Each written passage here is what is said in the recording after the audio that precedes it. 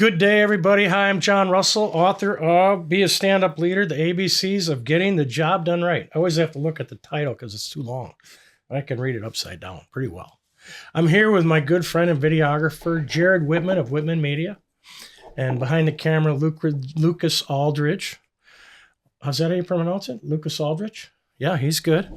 I wanted to just show you my YouTube channel here real quick. This is what it looks like on an iPad. Look at the cool videos that Jared and Lucas have set up. Each video is a chapter of the book. Pretty cool stuff. Yeah, we're breaking down John's book chapter by chapter with conversations from John's experience and my experience and a little bit back and forth. And so some topics are, go down to some rabbit holes and all that stuff. And some of them are short topics, some are long. It's been a really engaging project. And I feel like we're on like the end of it. We're coming up on the end of it. We're not just there. We're in the O's. But we're in the home stretch. Yeah, we're on the second half. Well, I want to thank Jared and Lucas for putting these videos together because this is an amazing experience. It's kind of like working with the A-team.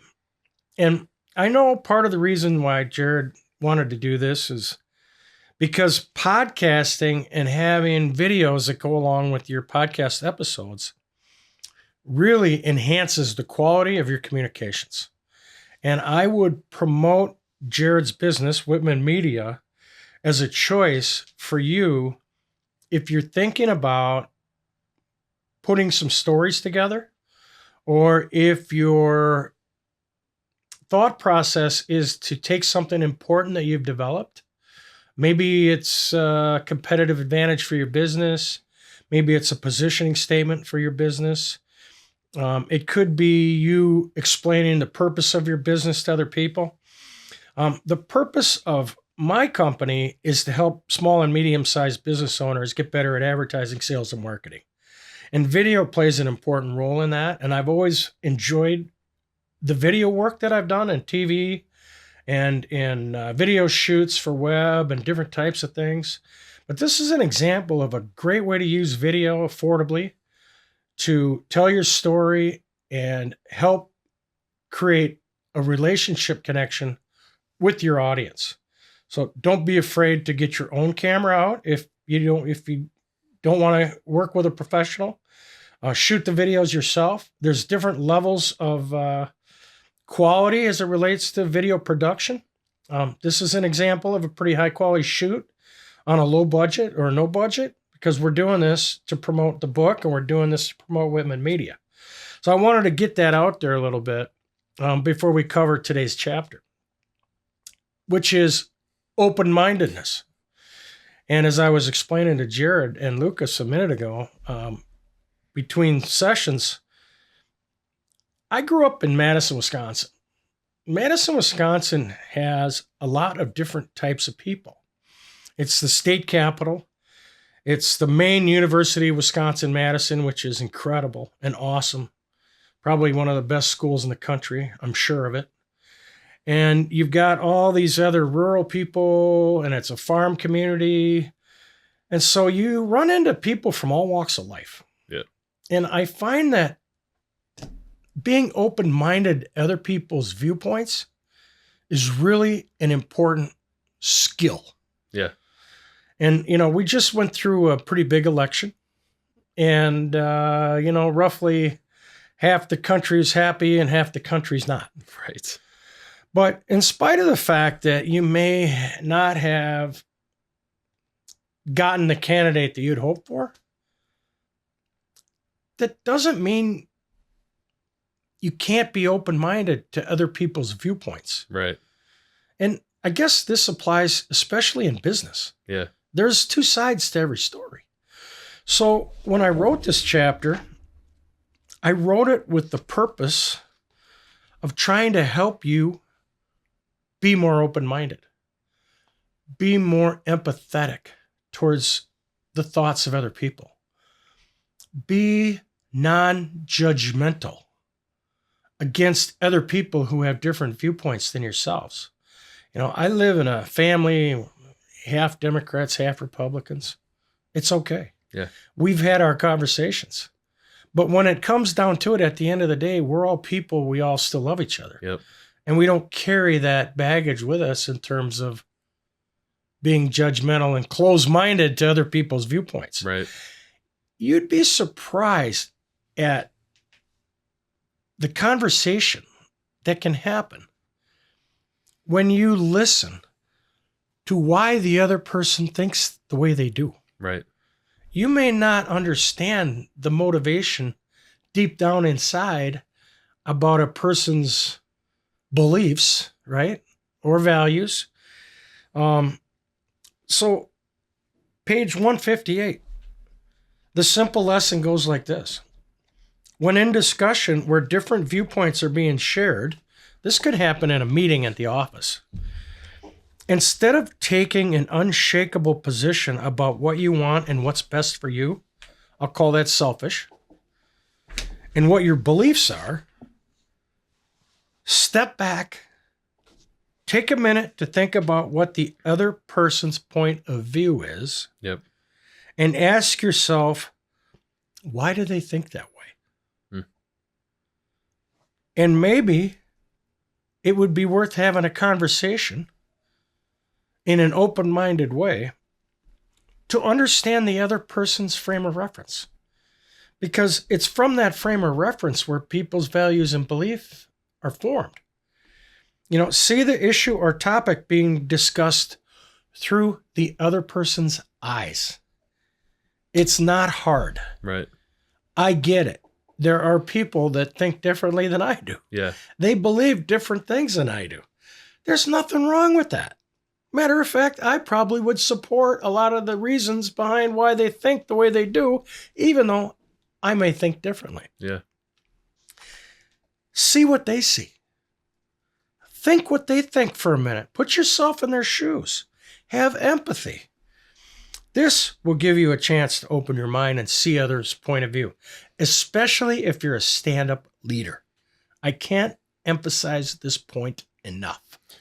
Something as simple as open-mindedness can be a difference maker between a great leader Yeah. and a bad boss. Yes, I agree with you. I put the note down here, like when you build a bench, if you go back and watch the episode on building a bench, right, or get the book and read about it, you want to build a bench of good people around you because those people have different perspectives. Yes. And they're knowledgeable in that area. They may know things you don't. Correct. And that might be their strengths, might be your weakness. Excellent point. So being open-minded or open to the differences of opinions and ideas that are outside the norm, outside your norm, right, is beneficial.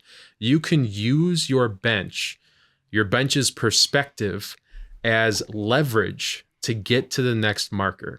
And I think like when you're looking at communicating with other people from a business standpoint, right, and being open-minded and bringing people on to fill these roles, you utilize their perspectives as leverage instead of being closed-minded and only focusing in on what's best because you're the business owner or any of that type of mentality. What do you mean by leverage?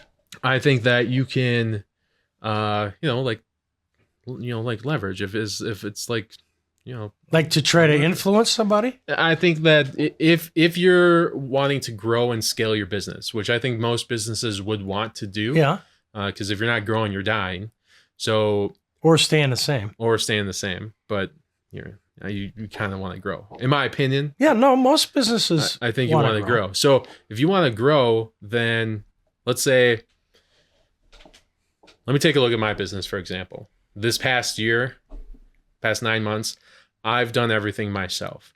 I've brought in subcontractors to kind of offset some of the work, but now I'm looking at hiring a business coach to kind of help me get to the next level, different perspective, taking a look at what I got going on, dissecting it, taking a look at mind maps. So you're open-minded to change. Oh yeah, definitely. That's almost like executive reinvention. We just talked about that. Yes, I agree. Yeah. I hired a project manager to, her strengths are my weaknesses. Right. So That's a perfect combo. so taking a look at that and being open to, okay, I've been doing these things because that's just how I know how to do them, because that's what I figured out as I've done this over the last 9 months. But if I look at my business as a machine, I have a lot of good things going for me. It's a good machine, but there's a lot of loose bolts and nuts on the machine. So now if I bring a business coach in, if I bring my project manager in, if I have other people Tighten those taking a bolts look, up. we're going to tighten the bolts on the machine all the way That's through cool. the process. I like that analogy. And so that when we get into 6 months next year or a year from now, we'll have a well-tightened, well-oiled machine that can produce a lot of different things. So that's cool. I just was making a couple notes while you were talking. Thought leaders vary. There's different types of leaders. Yeah. And having, let's just say, there's a leadership team. Maybe one person has this idea, another person has that idea. Looking for other viewpoints as an alternative to your own, or maybe a tangent that goes down a different path than your own, also can lead to innovation. Yeah. Open-mindedness goes a long ways. Yeah.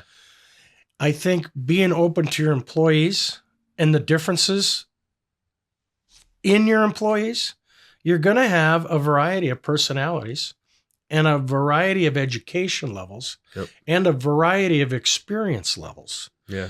So oftentimes putting people who are the same together, who don't have that varying viewpoint, who don't have the variable about maybe our thinking is different than the rest, it can be good or it can be bad, but you have to encourage that open communications. Yeah.